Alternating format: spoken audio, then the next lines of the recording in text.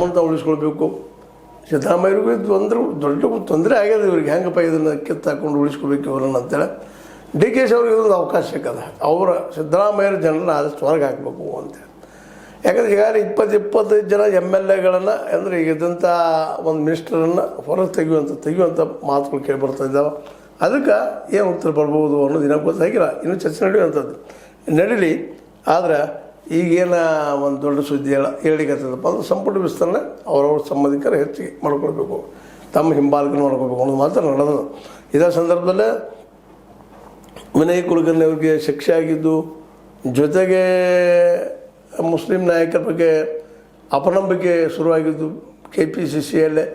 ಅದೇ ಪ್ರಕಾರದಲ್ಲಿ ನಮ್ಮ ಏನಪ್ಪ ಅಂದ್ರೆ ಲೀಡರ್ ಆದಂತಹ ಅಪೋಸಿಷನ್ ಪಾರ್ಟಿ ಲೀಡರ್ ಆದಂತಹ ನಮ್ಮ ಅಶೋಕ್ ಆಗಿರ್ಬೋದು, ಮತ್ತಾರಾಗಿರ್ಬೋದು, ಈ ಟೀಕೆಯನ್ನು ಮಾಡ್ತಾ ಇದ್ದಾರೆ. ಇದರಲ್ಲಿ ಒಳಗೆ ಗೊಂದಲದ ತಿಕ್ಕಾಟ ಅಂತೇಳಿ.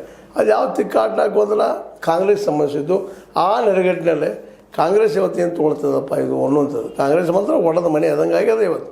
ಒಂದು ಕಡೆ ಸಿದ್ದರಾಮಯ್ಯರ ಬೆಂಬಲಿಗರು, ಇನ್ನೊಂದು ಕಡೆ DK ಶಿವಕುಮಾರ್ ಅವ್ರ ಬೆಂಬಲಿಗರು. ಇದಂತೂ ನಿಶ್ಚಿತವಾಗಿ ಕಣ್ಣೆ ಕಾಣುವಂಥ ಒಂದು ಸತ್ಯ ಆಗ್ಯದ. ಅದಕ್ಕಾಗಿ ಈಗ ಎಲ್ಲರೂ ಸಹಜವಾಗಿ